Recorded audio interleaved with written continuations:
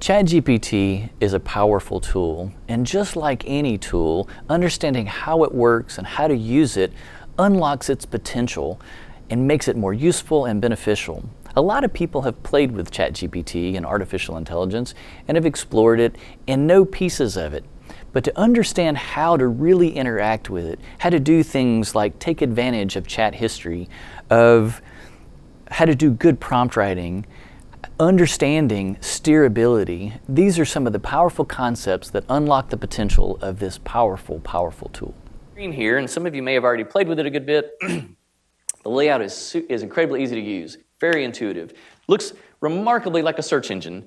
And this is part of the problem. Our students use it as search engines. This is not for searching the internet. It is not about precision, it's not about accuracy, it's about probabilities. And it's about a trained system trying to guess what you're looking for. And you'll notice there's two versions, 3.5 and 4. 3.5 is the free version, so that's mostly what our students are using. Well, version 3.5 has been live since November 30th. It had a much shorter pre-training period, so its brain is not as big. Like its neural network is not as big, but it's had a lot more interacting with people.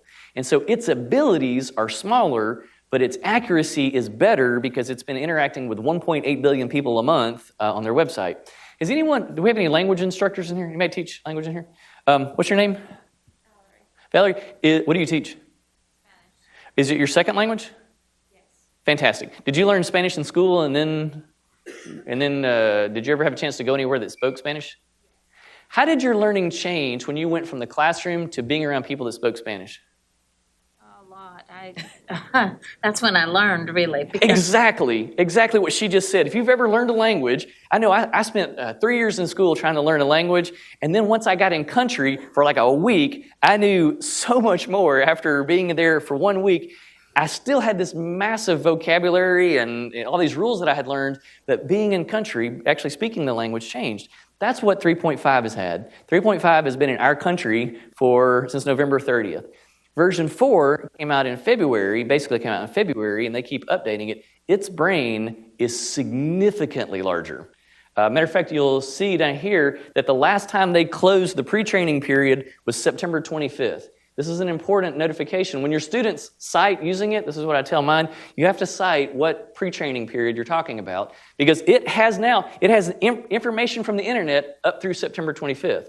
It used to be August 3rd, and so if I asked it something that had happened, if I said, write me a paper about something that happened on August 5th, it would say, I'm sorry, my pre-training period ended on August 3rd, I don't have any information about that topic. Well, they're capturing about once a month, as you can see, August 3rd, September 25th. That's important because it has a much larger reservoir of information, much larger network, but it's only been interacting with people for a week now, for 5 days or whatever. Okay, the free version has some drawbacks. One of the drawbacks is you have to get in line. And so if a lot of people are using it, like the middle of the day, you get a notification that says, I'm sorry, I'm busy, come back later. It's also slower, and like I said, the brain is not as large. Version 4, which I don't think a lot of our students are paying for, is very inexpensive for what it is. For access to a supercomputer, it's $20 a month. And for workers, this is a real deal, a bargain. If it saves you an hour of time or 2 hours of time or 5 hours of time, which I'm going to show you in a minute how it can, it's quite a bargain. Some of it's already built into Bing. If you've ever searched, if those of you that don't know that Bing is a search engine that competes with Google, it's been inside it for a while now, and so you can get access to parts of it, a limited version of it there. It's in quite a few other places. So you have your this is called a prompt. It's not called search. You have a prompt here where you're prompting it to do something. You have your version at the top. And on the left over here, you'll have your history.